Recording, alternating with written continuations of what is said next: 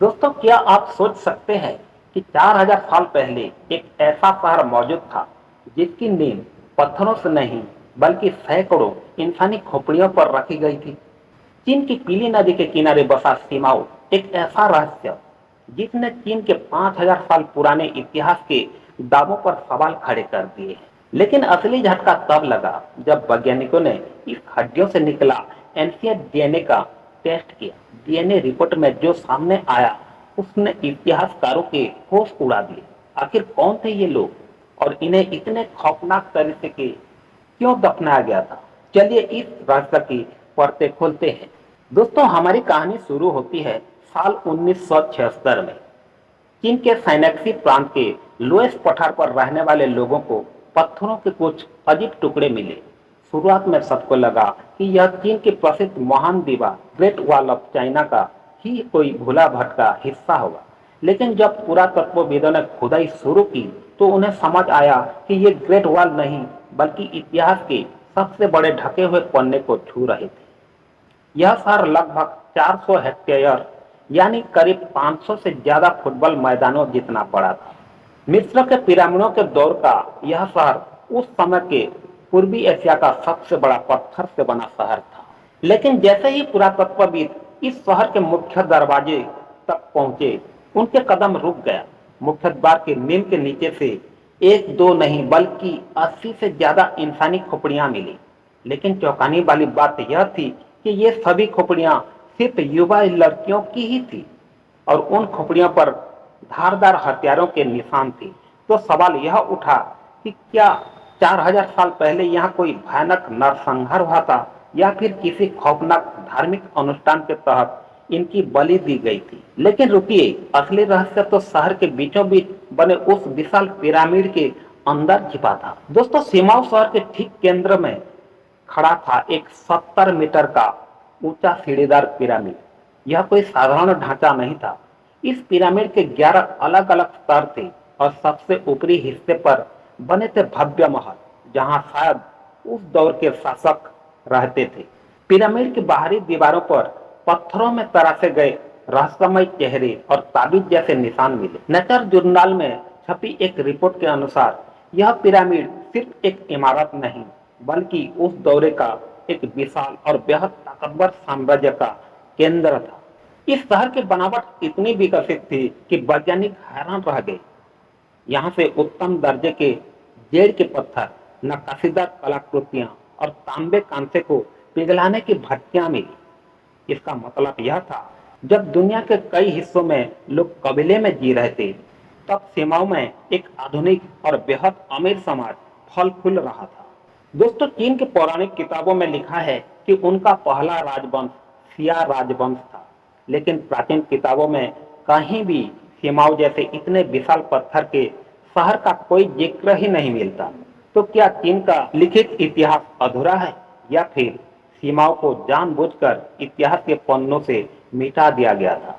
इस सवाल का जवाब खोजने के लिए वैज्ञानिकों ने उठाया सबसे बड़ा हथियार, एंशिएंट डीएनए।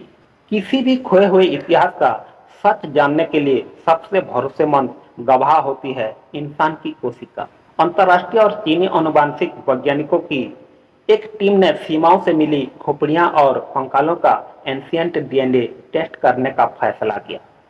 हड्डियों के अंदर से पेट्रस बोन, जो कान के पास की सबसे मजबूत हड्डी होती है, उसी से हजारों साल पुराना डीएनए निकाला गया। वैज्ञानिकों के मन में दो बड़े सवाल थे। पहला, क्या बलि चढ़ाई गई ये लड़कियां इसी सीमाओं शहर की रहने वाली थी? और दूसरा, क्या सीमाओं के लोगों के जीन आज के आधुनिक चीनी लोगों से मिलते हैं? जब डीएनए डेटा की तुलना साइंस और पीयर रिव्यूड जर्नल्स के डेटाबेस से की गई तो जो परिणाम आए उन्होंने पुरातत्वविदों को हिलाकर रख दिया। डीएनए रिपोर्ट से पता चला कि बलि दी गई लड़कियां सीमाओं के स्थानीय निवासी नहीं थी। वे डीएनए के आधार पर दूर दराज के विरोधी कबीले से ताल्लुक रखती थी। लेकिन ठहरिए, अगर ये बाहर की थी तो सीमाओं पर राज करने वाले लोग कौन थे? क्या ये इस धरती के मूल निवासी थे या फिर ये भी कहीं बाहर से आए थे? दोस्तों, वैज्ञानिक विश्लेषणों से पता चला कि सीमाओं कोई शांतिप्रिय शहर नहीं था। इसकी रक्षात्मक दीवारें बेहद मजबूत थी और बाहरी दीवारों में जेड़ की कीमती पत्थरों को इस विश्वास के साथ चुना गया था कि ये शहर को प्राकृतिक और रूहानी ताकतों से बचाएंगे।